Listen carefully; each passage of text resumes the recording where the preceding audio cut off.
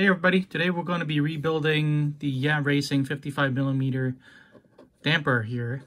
And if you've been following the series, I've already been driving the car. I took it out for about half an hour. And before I rebuilt the shocks, I wanted to test it out first. When I first got this, I built it with very neutral settings. I put on the 3-hole pistons, used the stock oil, and I put on the medium springs here.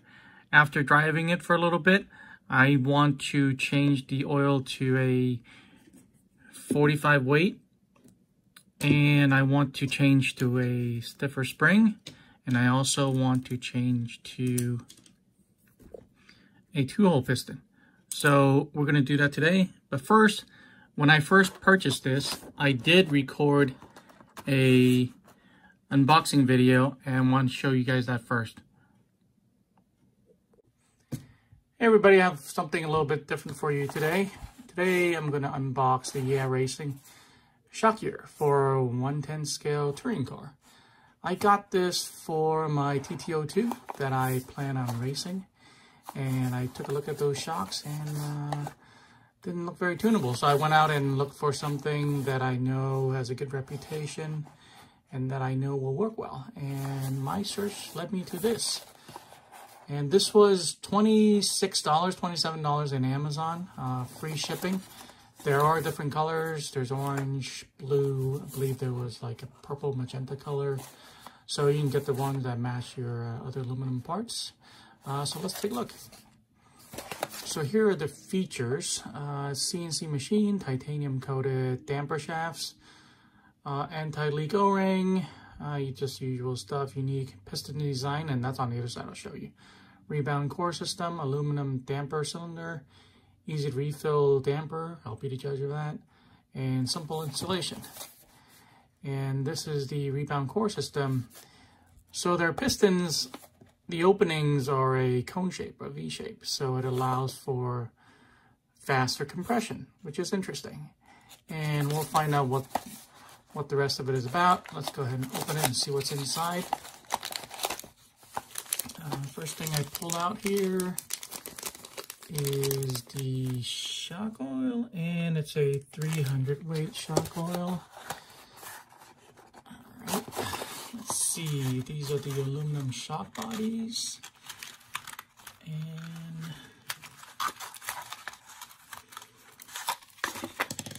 let's take a quick look. Seems like it's pretty well made, pretty good quality, nicely machined. Take a look inside, very nice. And I believe there's several sets of springs, so there's one. Let's see what else is in here. These are the seals, caps. I'm not sure what that red dot is, but we'll find out. Here are the piston shafts. And these are the ball studs. Came with those. Nice. And here are the other springs. And here are the pistons. So let's open some of these things up. Let's take a look at the springs first, because I know there are several sizes here. Several, not sizes, different color springs here. Let's see. I don't even see where the coloring is, but let's see. I can't tell. Tell me if you can see it. I can't see it. Oh, there we go. There's one that has a green. This is also green.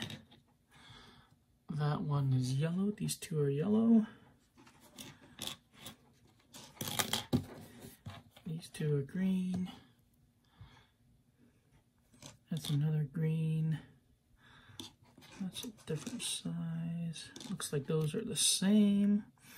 Here's the red one. Yellow. think that's yellow. Not sure. These aren't painted very well, but you are getting them out of the box. Let's see. I don't see any color on that one. This one is yellow, I believe. I thought I saw something. No. I'm going blind. I think those are the same. Oh geez, here's another white one. So I see one red one.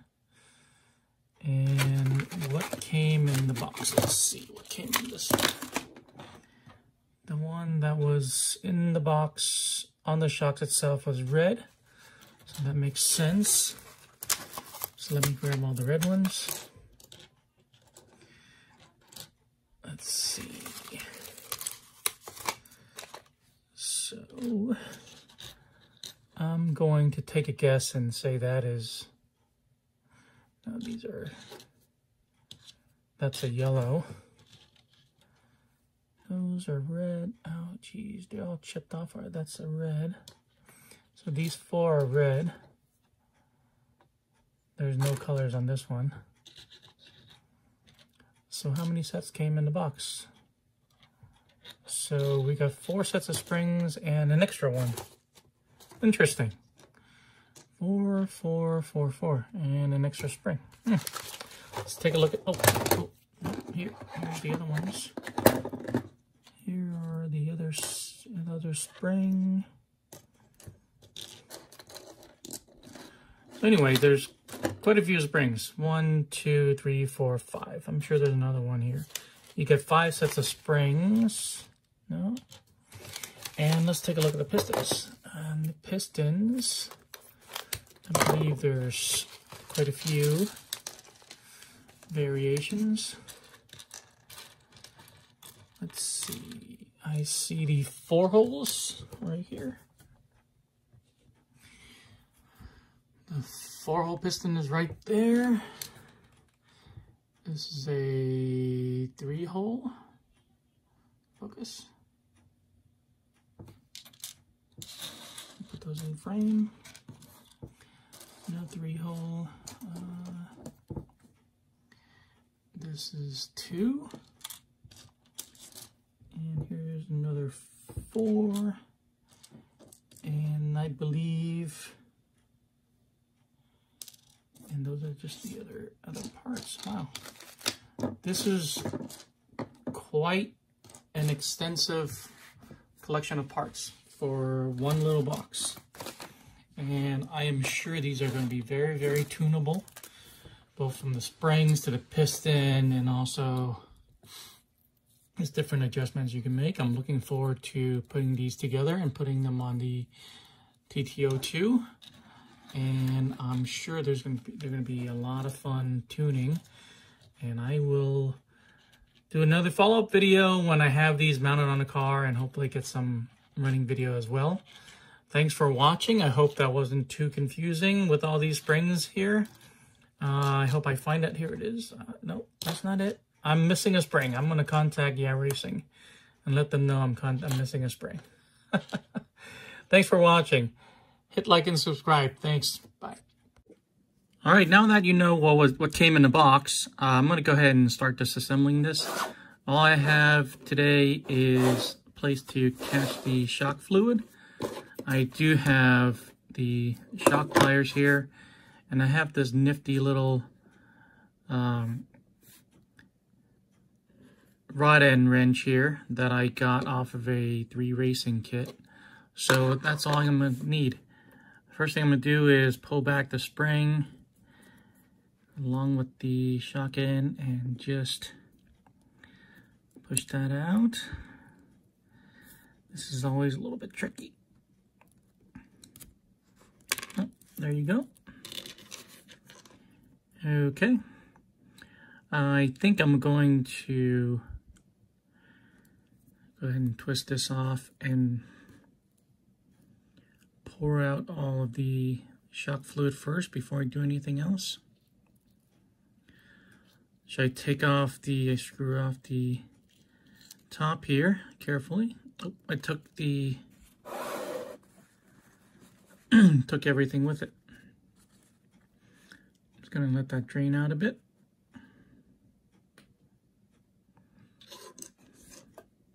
And the reason why I'm picking the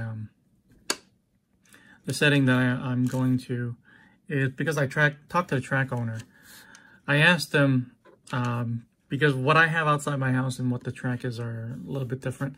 I have a very smooth, dusty asphalt here in front of my house, and the track is more of a, it's a little bit more weathered and a little bit rougher. It probably has better traction than what I have outside, because just outside my house is just so dusty for some reason. If you follow me on Instagram, I posted a picture of just how dusty the chassis got just after half an hour of running it. So I'm going to let that drain a little bit more. And I'm going to change it to the 2-hole to slow down the damper compression, and also go with a stiffer spring so I can have better handling coming out of the corners. And these are settings that, like I said, if you plan on racing this car, ask the track owner. I'm sure he or she will be happy to share the information with you. Or ask other drivers. They may or may not be happy to share the information with you. They may share false information with you. Who knows? But the next step, after draining it, I don't think I'm going to get every spec out, is to go ahead and remove this rod end. And I'm going to take my...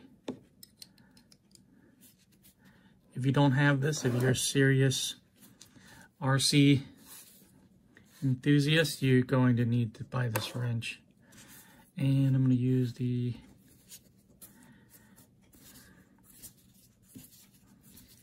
This makes it so much easier, so much faster. The other way you can do this, this is easy enough, you can do by hand. The other way you can do this is to actually take a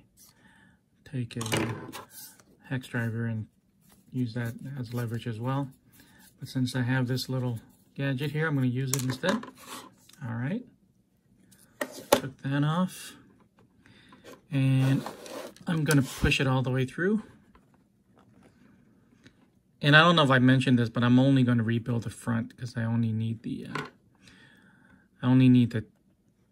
stiffness in front. Okay. Hoping I don't have to rebuild the bottom there, but let's see what happens. Okay. Alrighty. Okay. Let me clean this off a little bit. All right, I dried this off as much as I can. There's still quite a bit of fluid there. But what I want to do is, I don't know if you can see the E-clip at the tip there. I'm going to try to take that off. And the easiest way I found to do this is to have the E-clip in this orientation, set it flat on top of a surface, take a pair of needle nose pliers, and push down. If you know a better way to do this, please share it with us in the comments below. But there's one, and I only need to take this top one off. I can leave the bottom one intact. All right. And I need to get this piston off. The build tolerances in this shock set was pretty good. I would say it's almost too good. I had a really tough time building these. Kind of wish I made a video about building these, but you would have heard me being really frustrated, and I don't want to discourage people from buying this. All right, there's still an E-clip there. Let me just push that back in. All right, let me go get let me take one of these off the parts tree.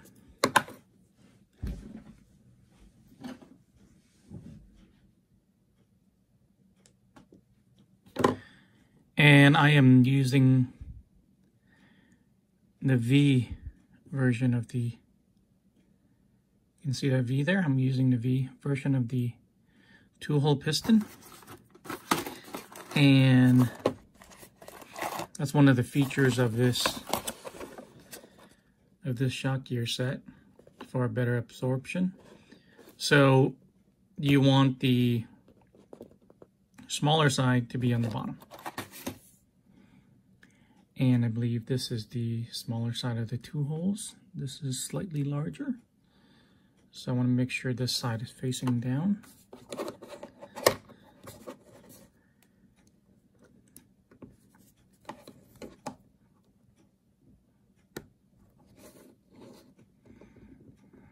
Just push that back in. Like I said, the tolerances are really good here. And it can be a little bit difficult to build these. And you can see the piston's now sitting below that groove in the shock, so I can put the E-ring back on, and that's just a matter of alignment. Okay, I don't know if you can see that. And hopefully I don't fling this E-ring across the room and lose it.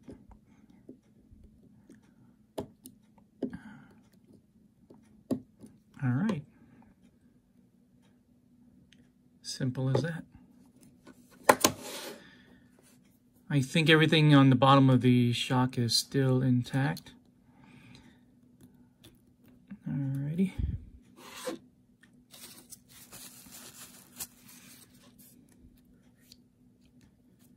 For now, I'm going to use those pliers again. And I'm going to start on this by hand and finish it off with the wrench.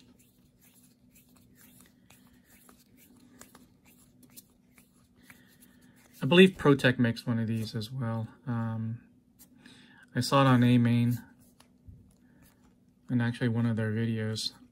Comes in very handy. Kind of a specialized tool, but it does come in handy. All right. Okay. So let me get the shock stand ready and to fill this back up. Easy enough. I have the shock sitting in my car stand, and it has these holes conveniently for this purpose.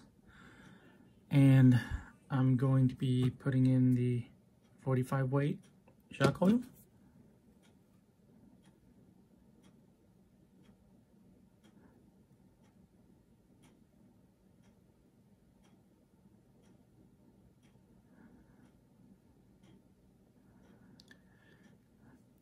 Probably put a little too much there.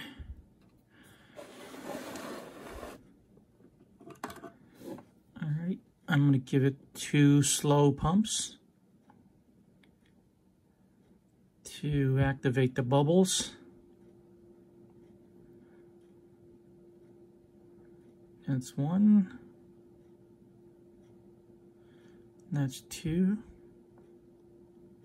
And you can see the bubbles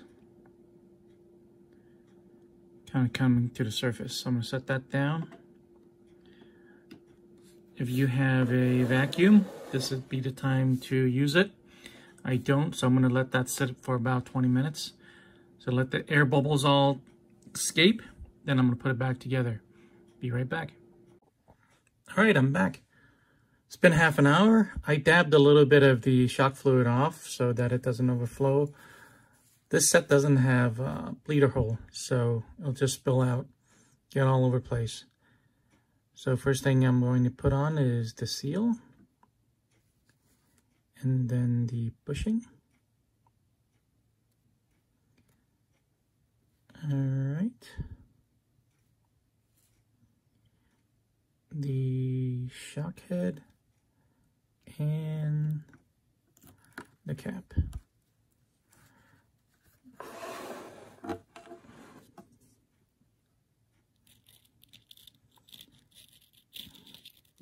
Gently screw this back on, keeping the shock upright. I shouldn't have any spill All right, make sure that's tight.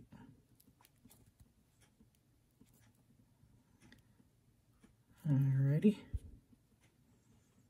I don't have any fluid leaking out. That's a good sign. Okay, and now I'm going to put the spring back on.